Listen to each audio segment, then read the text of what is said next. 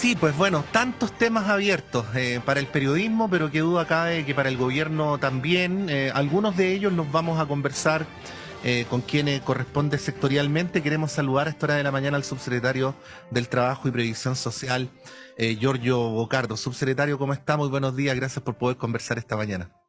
Hola Patricio, ¿cómo está? Un saludo ahí a todo el equipo de la radio y a todos los que nos están escuchando hoy día en esta mañana. ¿Cómo Sí, están? pues, muy bien, muy bien. Bueno, como estamos en la radio de la Universidad de Chile, hay que decir que Giorgio Bocardo fue presidente de la fecha también en cierto momento y además en una época muy importante, en la época de la movilización secundaria del año 2006, que a propósito de nuestro comentario y de lo aprobado ayer en la convención, inevitable acordarse de eso. Bueno, pero subsecretario, ahora en otras responsabilidades, quería partir con el tema de las pensiones. ¿Ah? Obviamente hay mucha expectación respecto a cómo el gobierno va a hacer aterrizar su propuesta sobre cómo mira el tema, pero usted decía hace muy pocas horas que el sistema de pensiones no daba para más, ¿no? Si uno pudiera hacer una correlación entre esa afirmación y una reforma al sector, ¿cómo aquella debería expresarse? Mira, nosotros como gobierno tenemos un diagnóstico que además ya lleva décadas respecto al sistema de pensiones. Sabemos que las pensiones no alcanzan, que después de una vida de trabajo vuelves a caer en la línea de la pobreza. Tienes toda la situación de las mujeres que trabajan a nivel del trabajo de cuidados y que por distintas razones no cotizan. Y por lo tanto, yo diría que llevamos un par de décadas con un relativo consenso de que efectivamente el sistema de pensiones, como está concebido, no entrega pensiones dignas, Ujú. tanto para los actuales pensionados, para los que nos vamos a pensionar en el futuro. En ese contexto, nosotros como gobierno nos jugamos por un proceso de diálogos sociales que quizás de forma inédita convocó tanto a la CUT como a la CPC en el Consejo Superior Laboral y definió iniciar unos diálogos tripartitos que lo que buscan justamente es discutir sobre los principios sobre los cuales el gobierno va a construir su proyecto de ley de reforma al sistema de pensiones. Ya han habido dos reformas, intentos de reforma al sistema de pensiones en el gobierno de Bachelet 2 y en el gobierno de Piñera 2, y ambos no resultaron. Y tenemos que hacernos cargo de ese déficit, sobre todo de cómo ha ido cambiando también la situación país en los últimos años. En ese Ujú. contexto nosotros hemos convocado, de hecho ya hemos estado en 4 encuentros, ayer estuvimos en Quillota y también hemos Ujú. estado en Rancagua, donde lo que planteamos a la ciudadanía es discutir sobre ciertos principios: solidaridad, universalidad, suficiencia, transparencia del sistema, entre otros aspectos, y además incorporamos una mesa técnica donde estamos recibiendo a las distintas organizaciones de la sociedad civil. ¿Cuál es la idea? Que podamos discutir sobre los principios sobre los cuales queremos construir un sistema de seguridad social, avanzar también en un diagnóstico de lo que actualmente tenemos y construir un proyecto que, además de ser técnicamente robusto, tenga la suficiente legitimidad social para que una vez que llegue al Parlamento se entienda que es un proyecto que es necesario, es urgente, y en la misma línea que lo hicimos con el salario mínimo, que discutimos primero con la CUT, discutimos con las pymes, y si bien hoy día hay un debate en el Parlamento, actualmente en el Senado, fue un proyecto que se aprobó con relativa celeridad. Entonces, es la forma en cómo en el ministerio y en el gobierno estamos trabajando, y lo que buscamos también es que después de estos 2 meses de diálogo social y preparación de la propuesta técnica, podamos presentar un proyecto al Parlamento que no solamente sea técnicamente bueno, que entregue pensiones dignas, sino que también tenga esta legitimidad de haber sido discutido en 16 regiones del país por miembros de los empresarios, de los trabajadores, de la sociedad civil, y con eso tenemos la confianza de que podamos en este gobierno, y como lo dijo el presidente Boric, es uno de los proyectos más relevantes y probablemente por los que no se nos va a juzgar como gobierno. Sí, sin ninguna intención de ser pájaro de mal agüero, ¿ah? Pero me preguntaba, subsecretario, mientras lo escuchaba, si los dos intentos de reforma anterior fracasaron, ¿ah? Y nosotros acá como periodistas los seguíamos, de repente como que el gobierno trataba de empujarlos y no estaban dadas las condiciones, en fin, y que eran propuestas, para decir la verdad, bastante menos ambiciosas que la que uno presume que va a entregar el gobierno. ¿Por qué esta vez debería resultar, más aún con el escenario parlamentario o de correlaciones de fuerza en el Parlamento que todos conocemos? ¿Qué reflexión se hacen ustedes respecto a cómo darle viabilidad a una iniciativa como esta? A ver, es una pregunta totalmente legítima y que Mm. también nosotros nos enfocamos justamente en poder resolver lo que los anteriores gobiernos no pudieron sortear en la discusión pública.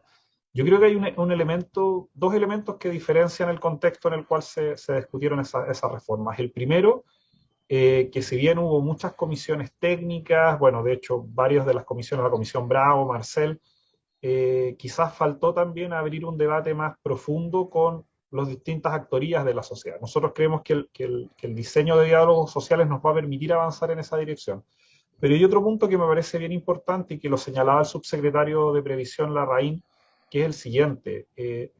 La posibilidad de reconstruir un contrato social en Chile, y sobre todo considerando la experiencia de los últimos 2 años, va a requerir de un sistema de pensiones legítimo. Y si no se Mm, recupera la confianza de la ciudadanía en que el sistema de pensiones entrega pensiones dignas y que a partir del esfuerzo de empleadores, de trabajadores y del Estado para construir los pilares del sistema, no hay confianza en que el esfuerzo que tenemos que hacer todos para construir ese sistema no se recupera, eh, no se va a reconstruir un contrato social en la sociedad. Por lo tanto, cuando estamos discutiendo de una reforma de pensiones, no solo estamos discutiendo sobre el monto que van a recibir los actuales y los futuros pensionados, estamos discutiendo sobre la posibilidad efectiva que como país reconstruyamos un contrato social basado en los principios de seguridad.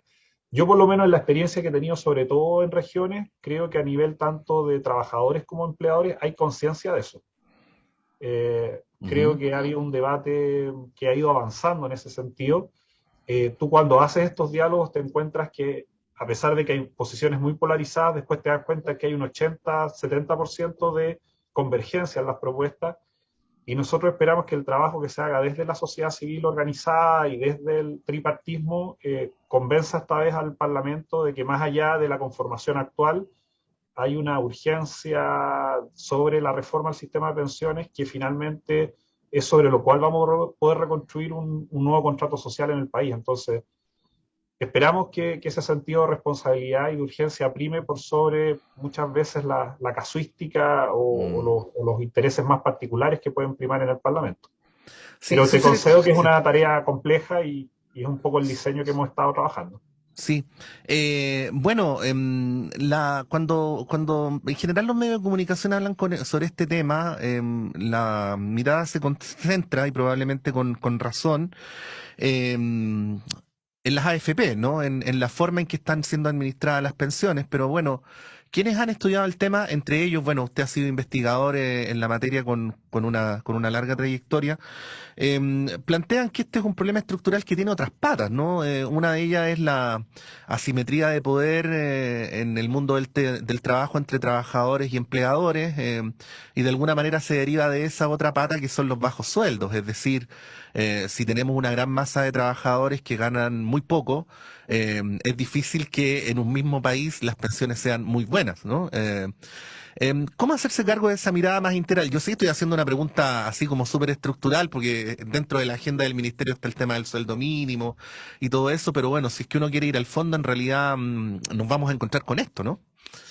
Sí, totalmente de acuerdo. Hay un problema a nivel del mercado laboral chileno que requiere de soluciones de más largo plazo. Mira, contarte un poco en qué estamos Sí. trabajando. En el corto plazo, el alza del salario mínimo, como sabes, que significa un Mm, alza de las más importantes en los últimos 30 años, efectivamente genera un efecto de redistribución importante, ya que los sectores que reciben los ingresos más bajos, que además generalmente son grupos de mujeres, de jóvenes, personas de más de 55 años, inmediatamente van a experimentar un alza de salario importante en un contexto además de dificultad económica. Eso en el corto plazo, pero además una cuestión que hemos ido discutiendo a nivel del Consejo Superior Laboral, que es el organismo desde el cual nosotros queremos lanzar buena parte de las políticas laborales, donde está la CUT, donde está la CPC y donde está el gobierno, es que se discuta una política salarial más allá de, por decirlo así, la sensibilidad que tenga el gobierno de turno. O sea, nosotros como país nos tenemos que poner metas, una de las cuales está asociada a alcanzar un salario mínimo que vaya crecientemente superando la línea de la pobreza. Esa es como una primera parte que te permite hacerte cargo de la parte baja de la distribución de salario. ujú, La segunda tiene que ver con políticas que impliquen revisar los esquemas de asignación, de subsidios que hay en el mercado laboral. Nosotros hemos ido viendo que efectivamente el esquema de subsidios no es efectivo en términos de ir reduciendo las brechas que hay en el mercado, sobre todo en un mercado que en los últimos años ha venido transformándose aceleradamente, sobre todo a partir de la transformación tecnológica y también de la transición socioambiental. Son dos factores que hoy día estamos afrontando con políticas de intermediación laboral. ¿Qué significa esto? Nosotros ya sabemos que hoy día hay sectores, ocupaciones que están declinando por la transformación tecnológica y por lo tanto a través de las herramientas que hoy día tenemos de Sense, Chile Valora y otro tipo de herramientas, lo que estamos buscando es cómo entregamos hoy día habilidades y capacitación efectiva que justamente permita que se produzcan lo que le hemos llamado trayectorias ascendentes en el mercado laboral, sobre todo Ujú, de mujeres. Y eso implica no solamente leyes salariales o alguna reforma que también, y hay otra reforma que es importante, que es la negociación multinivel, que está súper demostrado también que cuando tú tienes negociaciones colectivas a nivel interempresa o ramal, ujú, efectivamente la distribución del ingreso de los países mejora. Entonces, ujú. hay una parte que tiene que ver con alza salarial del salario mínimo, otra que tiene que ver con calificación del empleo y una tercera que tiene que ver con fortalecer derechos laborales colectivos como forma de ir justamente mejorando la redistribución del ingreso y con ello también ese efecto que tú bien señalabas que produce también en el sistema de pensiones. Sí. Bueno, usted mencionaba la negociación ramal, esto está en el programa de gobierno, ¿no? Pero en paralelo lo está discutiendo la convención. ¿Cómo van a acometer esa tarea? ¿Van a esperar que votemos el 4 de septiembre y ver si esto queda finalmente consagrado en la Constitución de una manera más clara o se piensa avanzar? ¿Cómo es el itinerario también respecto a esto que algunos expertos consideran que es vamos a decirlo así, a la madre de todas las batallas en la materia? A ver, primero este año nosotros nos hemos propuesto, cuestión que ya hicimos sacar Mm, el proyecto, estamos en proceso de trámite de la ley de salario mínimo. Además también tenemos un mandato de políticas de recuperación del empleo, sobre todo tras la crisis de la pandemia y la pérdida de ocupaciones a nivel agregado. Por otro lado, tenemos la reforma tributaria, que es clave. Ya se lanzaron los diálogos por una reforma mm, tributaria porque son claves para los ingresos que vamos a necesitar para todo el programa de reformas que tenemos contemplado. Y durante este año, al menos desde el Ministerio del Trabajo, por un lado, tenemos la reforma al sistema de pensiones, que está contemplado enviarse durante el mes de septiembre, y también otra ley que sabemos que tiene mucha expectativa y hay la ciudadanía tiene altas expectativas que esto se cumpla, que es la ley de 40 horas. ujú. Eh, y por lo tanto hemos dejado para el año 2023 la reforma a la negociación colectiva y por lo tanto en ese contexto vamos ya también a saber lo que la convención y el plebiscito deciden y a partir de eso obviamente desplegar la estrategia más adecuada porque por supuesto son dos escenarios bien distintos dependiendo de lo que finalmente se termine aprobando en la convención. Ujú. Sí, bueno, respecto al sueldo mínimo, volviendo a este tema, ¿no? Y al trámite legislativo, recordar que estamos conversando con el subsecretario Giorgio Bocardo. Usted señalaba que el aumento del sueldo mínimo genera una redistribución, pero entre medio hay subsidios del Estado también. Y hay quienes han planteado que el proyecto de ley así como está debe ser corregido en el Senado para que el Estado ponga más subsidios para el pago del sueldo mínimo. Bueno, dependiendo de cuál sea el tamaño del subsidio y a quienes le llegan, el argumento de que podría generar una situación redistributiva podría entrar en cuestión, ¿no? ¿Cuál es su mirada respecto a este punto, ¿no? ¿De qué tiene que hacerse cargo el Estado a través del gobierno? ¿A quiénes subsidiar y a quiénes no? ¿Cuál es el punto de vista del Ejecutivo? A ver, nosotros, este proyecto tiene cuatro pilares. El Ujú, primero, que es el alza al salario mínimo en dos tandas, mayo y agosto, hasta con los 400.000 pesos. El segundo tiene un mecanismo de corrección ante una situación inflacionaria por sobre el 7%, que a enero lo subiría a 10.000 pesos más de manera automática. Tercero, este subsidio que busca proteger el alza de la inflación de la canasta básica desde marzo del 2020 hasta diciembre, perdón, marzo del 2021 hasta diciembre del 2022, o sea, toda el alza de la inflación de la canasta básica va a quedar en este subsidio que se va a entregar vía sub o lo que es distinto a un bono, ¿en qué sentido? En que no solo, a veces es más atractivo entregar un solo monto en un momento, pero como la inflación va a seguir por lo menos hasta septiembre empinándose, a nosotros nos parecía mucho más responsable un mecanismo que vaya ajustándose en torno a la inflación y por lo tanto si la inflación va subiendo, también el monto del subsidio va a ir acompañando esa alza. Por lo tanto, buscamos a nivel de los trabajadores que reciben el salario mínimo o que también reciben estos subsidios, que es del orden de 3 millones de personas, quedaran protegidas por el alza a la canasta mm, básica. Y por el otro lado, un acuerdo inédito que se logró con las pymes, que es justamente subsidiar a las MIPYMES de forma completa y a las pymes de forma gradual, un esquema de subsidios que por sobre la inflación se estableciera este guarismo de 22.000 pesos, que es una suerte de promedio de la inflación que habría durante el 2022, por sobre el alza de... Entonces, ¿qué es lo que nosotros esperamos? Que el alza hasta inflación lo cubran las empresas, que es lo que generalmente ocurre cuando hay un alza de salario mínimo, pero por sobre la inflación estos 22.000 pesos cubrirían temporalmente esa alza. Y si es que efectivamente se produce el alza por sobre el 7%, hay un guarismo de 10.000 pesos más y el subsidio sería de 32.000 pesos. ¿Qué es lo que estamos buscando con esto?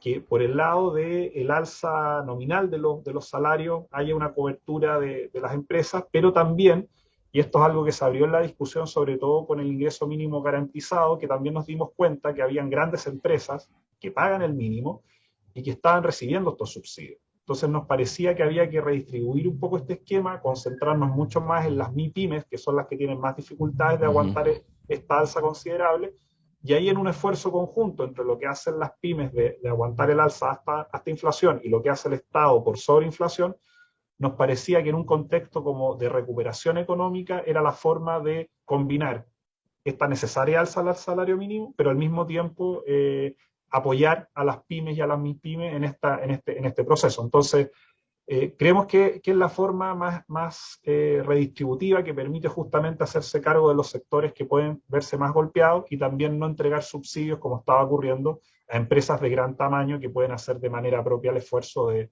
subir los salarios. Sí.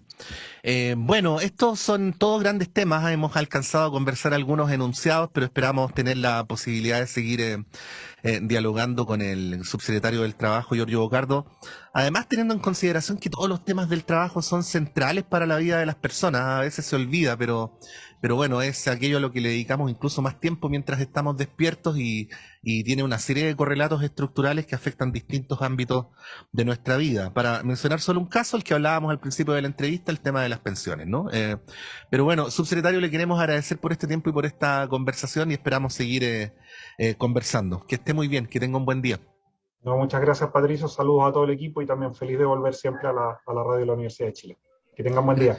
Igualmente, gracias, subsecretario. Bueno, 8:33, breve alto y seguimos en Radio Análisis, en Radio Universidad de Chile, en Uchile TV, en la red de radios que piensan y por supuesto en todas nuestras plataformas. Vamos y volvemos.